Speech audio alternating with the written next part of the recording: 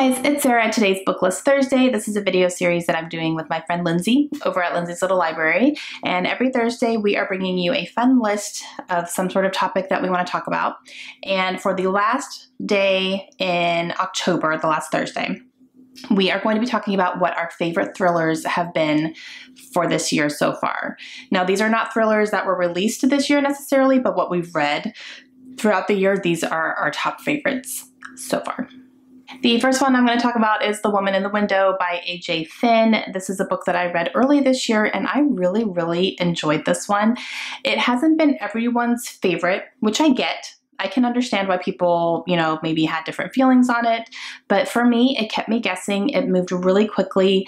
I really didn't have an inkling of what I thought was absolutely going to be the outcome, and then I had theories and they kind of came and went, and sometimes I came back to the same theories. And then when it was revealed, I was actually pretty surprised, and I just really enjoyed it. And this is another book that is like an unreliable character, and she's an alcoholic and never leaves her house and things like that. So that does seem to be a little bit of a regurgitated theme that's been happening in some thrillers lately, but this one I really enjoyed. And the next one that I'm going to talk about is And Then There Were None by Agatha Christie. I really liked this. This is a classic mystery book. It is a very much whodunit. This follows a group of people who are invited to a deserted island, and they are all they're under false pretenses. And as they are there, they realize that they are all there for the same reason, and it is because every single one of them is responsible for the death of another person, and they have never really paid their dues for that. So someone invites them there to make sure that they are going to pay those dues, and one by one they start getting picked off. And what I really liked about this one is that it had a little nursery rhyme element to it, which kind of gave you a hint at what was coming next. And I really liked that. It was very creepy, and I really enjoyed it. I did not see anything coming, nothing. And it was really good. I was really surprised by how much I enjoyed this. It's a great one. The next one I'm going to talk about is Unsub by Meg Gardner. This is the first book in her Unsub series. This is a series that follows an FBI detective, and she is hunting serial killers.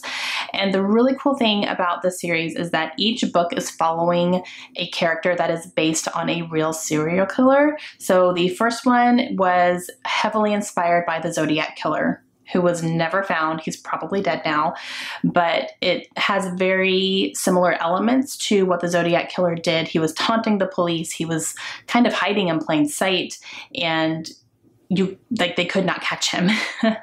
They do catch him in this book, but the Zodiac Killer, no one was ever arrested for that.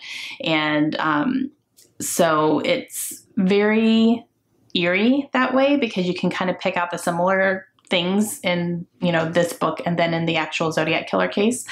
But it was really good. It was very fast paced. It kept me interested the whole time. I could not put it down, and I absolutely loved it. The next one I'm going to talk about is Those Girls by Chevy Stevens. I loved this book.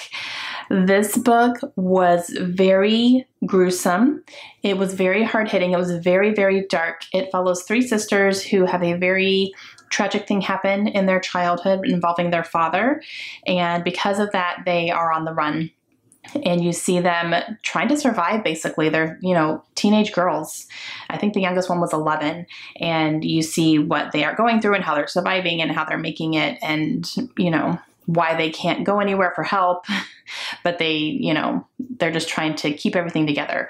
And things that happen in here are awful and very dark and just, hard-hitting, but so good.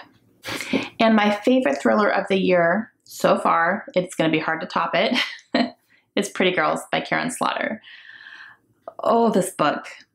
I still have to just pause for a second before I start talking about it, because this is probably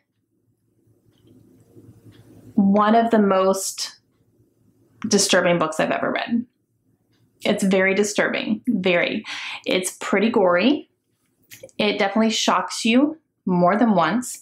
And just the things that happen in here, you just kind of go, ugh, but okay. Ugh, but all right. I had to put it down at one point for a second. I had to close it and say, I'm going to need a minute. I'm going to need a minute. Just Give me a minute, Karen. Yeah, so there's some things that happen in here. This is very, very gruesome. I do have to always say that when people are interested in reading this. Make sure you're okay with gruesome content because it is definitely, definitely in here. And it's it takes a few turns for sure. So there's a few things that happen that I didn't see coming personally. And I just loved it. I loved it. This was my first Karen Slaughter book. I've read a couple more of hers since then this year, and this has been my favorite still. But oh my gosh, I loved it. This one's very much in the running for the best book I've read this year, or my favorite book that I've read this year. And yeah, this got me on the Karen Slaughter train. Like, I'm sitting down, I'm strapped in, I'm ready to go.